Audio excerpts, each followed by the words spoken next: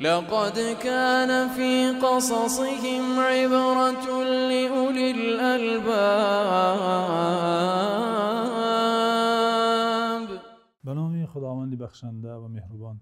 حمد و ستایش بر خداوند یکتا و درود و سلام بر پیامبر مصطفی. اما بعد، السلام علیکم بینندگان ارجمند. باز دیدار نوبتی در موضوع پیامبران.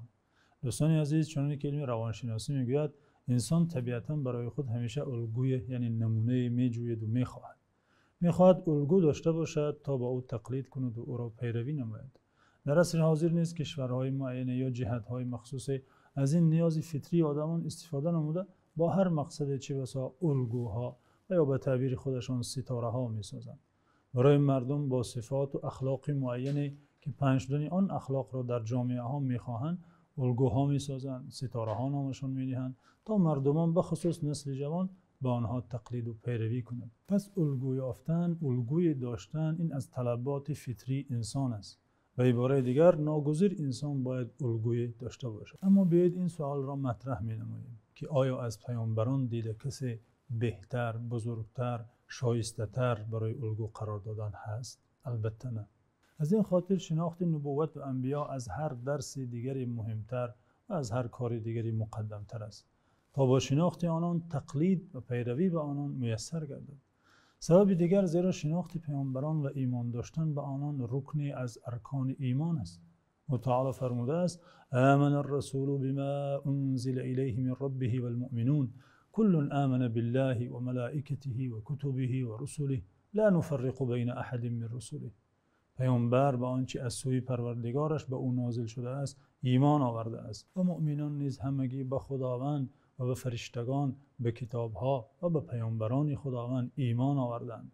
آنها میگویند ما در میان هیچ پیامبر فرق نمیگذاریم، یعنی به همه آنها ایمان داریم. پس بیایید پیامبران را شناسیم تا رکن ایمان خود را پوره سازیم و تا به آنان پیروی نماییم. پیروی آنان کار اختیاری نیست دوستان عزیز. چون این نیست که ما اگر خواهیم به آنها پیرو شویم و اگر نخواهیم پیروی نکنیم. نه، بلکه پیروی از پیامبران برای هر شخص مسلمان فرض حتمی است. و تعالی محمد صلی الله علیه و سلم آخرین پیغمبر خود را به پیروی پیامبران پیشین امر نموده فرموده است: اولئک الذین هدی الله فبهداه مقتده. آنها یعنی پیامبران کسانی هستند که خداوند آنان را هدایت کرده است، پس تو پیروی از آنها بکن.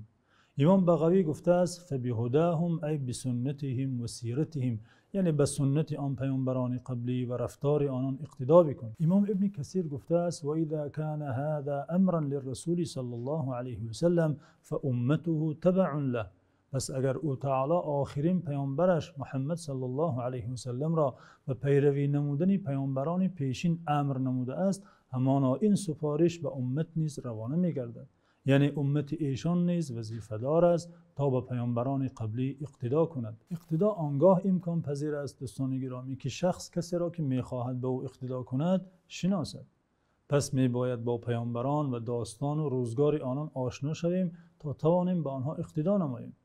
از جهت دیگر اهمیت شناخت پیامبران و شناخت راه آنان در این است که ما آدمان به سوی سرای سعادت، به سوی جنت هیچ راهی نداریم بجز آن راهی که پیامبران رفتند و به رفتن آن ما را امر نمودند. همه درها به سوی سعادت و رستگاری بسته است بجز آن دری که پیامبران گشادند. هر که پیروی از آنان کند رستگار و هر که از آنان دوری و بیگانگی کند و از شمع آنان برای راه خود روشنی نگیرد، در دنیا و آخرت در تاریکی ها قرار گرفته به زیان ابدی گرفتار می‌گردد. علامه ابن قیم در زاد المعاد زیر باب ضرورت شناخت پیامبران میگوید: لا سبیل الى السعادة والفلاح لا في الدنيا ولا في الآخرة إلا على أيدي الرسل ولا سبيل إلى معرفة الطيب والخبيث على التفصيل إلا من جهتهم ولا ينال رضا الله البتة إلا على أيديهم. یعنی هیچ راهی برای رسیدن به سعادت در دنیا و در آخرت بجز راه نشان داده پیامبران وجود ندارد. راه یگانه دریافت سعادت همان راهی است که پیامبران راهنمایی کردند. ولا سبیل الی معرفة الطیب والخبیث علی التفصیل الا من جهتهم.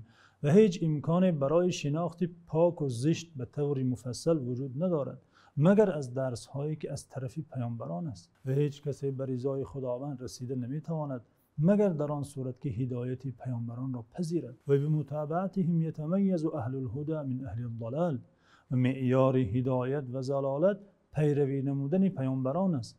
یعنی هر کی پیروی آنان باشد اهل هدایت و هر کی هدایت آنان را رد کند نپذیرد از آنها بیگانه باشد اهل ضلالت است. امام ابن قیم در ادامه میگوید فالضروره الیهم اعظم من ضروره البدن الى روحه والعین الی نورها والروح الی حیاتها. نیاز مردم به پیامبران از نیاز جسم به روحش دیده، از نیاز چشم به قوه بیناییش دیده بیشتر است. چیزی دیگری که پیامبران به ما می‌آموزند دوستان گرامی این شناخت حقیقت است. رسیدن به حقیقت و از اهل حقیقت بودن آرزوی هر شخص عاقل و هوشمند است. آنگونه که می‌دانیم من و شما می‌دانیم که بشریت در مسیر تاریخی هستیش چه تلاش‌های خرج کرده و کرده ایستاده است تا به این زینه یعنی زینه دریافت حقیقت برسد. بشریت برای دریافت حقیقت چه بسا نظریه‌های پیشنهاد کرده است و پس از مدت غلط بودن آن را پی برده دوباره نظریه‌های جدید ساخته و تا حال ساخته ایستاده است. عده تا حال از بس که شاگرد بودن در نزد پیامبران را نپذیرفتند، جای اینکه به حقیقت نزدیکتر شوند بیشتر و بیشتر دور شده ایستادند. پیامبران ما را بدون اشتباه و بدون آن همه آوارگی به آن حقایق میرسانند.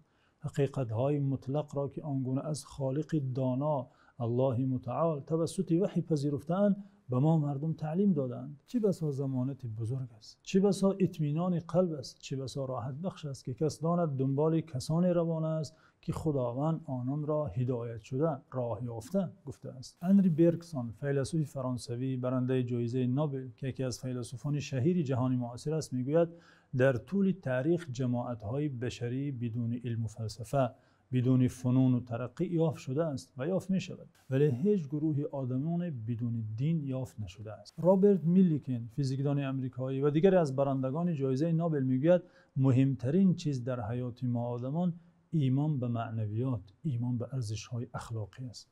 پس پیامبرانند که برای ما دین و دینداری درست و اخلاق و معنویات را می آموزند. دین و دینداری درست و صحیح که توسط آن به سرای ابدی آخرت، به سعادت، به نجات و سرفرازی انسان می تواند برسد. و آخرین پیامبری که پذیرفتن رسالت ایشان عنوان سعادت و رد نمودن آن دلیل شقاوت و ضلالت است، پیشوای همه مرسلان محمد صلی الله علیه و سلم است.